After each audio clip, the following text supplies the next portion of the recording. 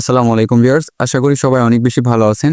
আজকের এই পর্যায়ে আমি আলোচনা করব ম্যাজিক সিলেকশন টুল নিয়ে। আমি যদি এর ভেতরে আসি, দেখুন আমি বিগত ক্লাসে কিন্তু এই দুইটি সিলেকশন টুল নিয়ে আলোচনা করেছি। আজকে আলোচনা করব এই যে ম্যাজিক সিলেকশন টুল নিয়ে। এর জন্য আমাকে একটি ইমেজ ওপেন করে নিতে হবে ফটোশপে। সো আমি একটি ইমেজ ওপেন করে নিচ্ছি মেইন ফাইল থেকে।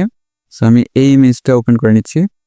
ওকে, সো দেখুন এখানে আমার একটা ইমেজ ওপেন হয়ে গেছে। আমি যদি এই ইমেজটা দিয়ে দেখাই, নিজে দেখুন ম্যাজিক সিলেকশন টুল এখানে সিলেক্ট করে নেওয়ার পরে আমার এখানে বেশ কিছু অপশন চলে আসছে। এখানে দেখুন টলারেন্স 32 দেওয়া আছে। সো এটা কিন্তু সর্বোচ্চ বেশি হয় 255 পর্যন্ত, এর বেশি কিন্তু আপনি করতে পারবেন না। আমি যদি এই জায়গায় 255 জায়গায় 56 দিই, দেখুন এটা কিন্তু ওয়ার্নিং দেখাচ্ছে, এটা মূলত 255 উপরে হয় না, এবং সর্বনিম্ন আপনার হচ্ছে ডিফল্ট অবস্থায় 32 দেওয়া থাকে। এবং এখানে মূলত অ্যান্টি এলিয়াস একটা অপশন আছে, দেন হচ্ছে এখানে কন্টিগিউয়াস নামে একটা অপশন আছে। সো এগুলো বিষয় সম্পর্কে আপনাদেরকে আলোচনা করে দেখাবো। সো আমি এই যে ফার্স্টে কন্টিগিউয়াস, এটা ডিফল্ট অবস্থায় টিকমার্ক দেওয়া ছিল। সো আমি এটা এখন টিকমার্ক তুলে নিচ্ছি।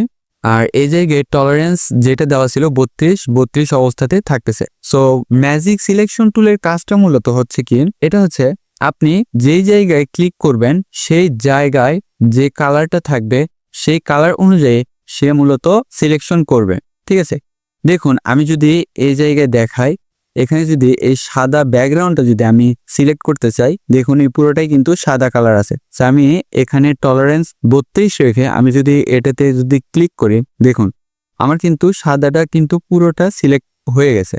আমি যদি এরপরে এই যে বেগুনি কালার যে ফুলটা আছে, এই ফুলটা যদি আমি 32 টলারেন্স রেখে যদি সিলেকশন করতে চাই, দেখুন যতটুকু বেগুনি কালার আছে ততটুকুই কিন্তু শুধু সিলেকশন হয়ে গেছে। আমি যদি একটু জুম করে দেখাই, কিন্তু আশেপাশে দেখুন এই যে এ পাশেও কিন্তু বেগুনি কালার ছিল, কিন্তু এখানে কিন্তু সিলেকশন হয় নাই। এই যে এখানেও ছিল, এখানে কিন্তু সিলেকশন হয় নাই। কেন হয় নাই?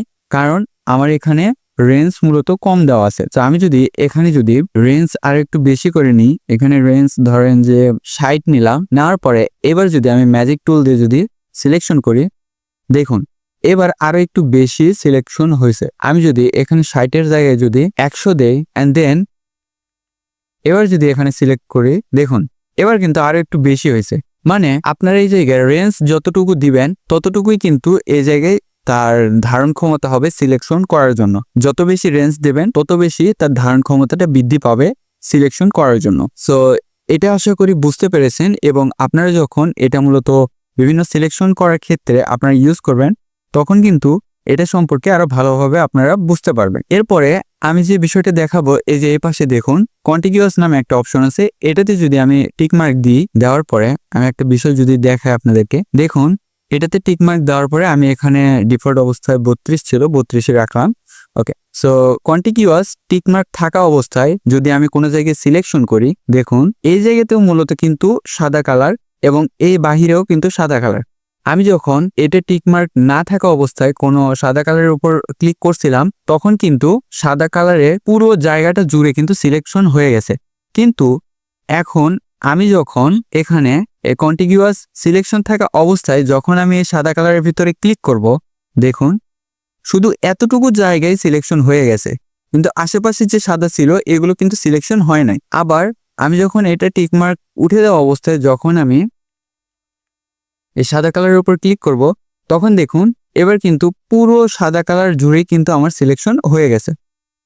সো আশা করি এই কন্টিগিউয়াসের কাজটা আপনারা বুঝতে পেরেছেন। সো আজকে মূলত এই সিলেকশন টুলের লাস্ট ক্লাস ছিল। আমি এর আগে দেখাইছি যে কিভাবে এই যে এখানে বেশ কিছু সিলেকশন আছে, রেক্ট্যাঙ্গেল মোড, তারপর হচ্ছে সার্কেল মোড, তারপর হচ্ছে এই জায়গায় ল্যাসো টুলের বেশ কিছু সিলেকশন টুল আছে, এগুলো সম্পর্কে আলোচনা করেছি। দেন হচ্ছে এখানে বেশ কিছু সিলেকশন আছে, object selection, quick selection, magic selection, এইগুলো সিলেকশন সম্পর্কে কিন্তু আমি আলোচনা করে দেখাইছি। সো আপনারা এখন বলতে পারেন যে এতগুলো সিলেকশন থাকার প্রয়োজনটা কি? একটা সিলেকশন টুল থাকলেই তো আমরা সিলেকশন করে নিতে পারি। বাট আমরা যখন কোনো ডকুমেন্টে এডিট করতে যাই, তখন কিন্তু বিভিন্ন ধরনের সিলেকশনের প্রয়োজন হয়, বিভিন্ন জায়গায় বিভিন্ন ধরনের সিলেকশনের প্রয়োজন হয়। সেই ক্ষেত্রে আমরা যদি প্রত্যেকটি সিলেকশন সম্পর্কে ভালো একটা আইডিয়া নিতে পারি, তাহলে কিন্তু আমরা যেই ডকুমেন্টে যে ধরনের সিলেকশন প্রয়োজন হবে সেই ডকুমেন্টে সেই রকম সিলেকশন কিন্তু আমরা কাজে লাগাতে পারি। সো এই জন্য মূলত আমাদের প্রত্যেকটি সিলেকশনের ওপর আইডিয়া রাখতে হবে। আশা করি সবাই ম্যাজিক সিলেকশন সম্পর্কে বিস্তারিত ধারণা পেয়ে গেছেন। যদি এরপরেও বুঝতে কোনো সমস্যা হয় তাহলে ভিডিওটি আরেকবার দেখে নেবেন। এই পর্যন্ত সবাই ভালো থাকবেন, সুস্থ থাকবেন। আল্লাহ হাফেজ, আসসালামু আলাইকুম।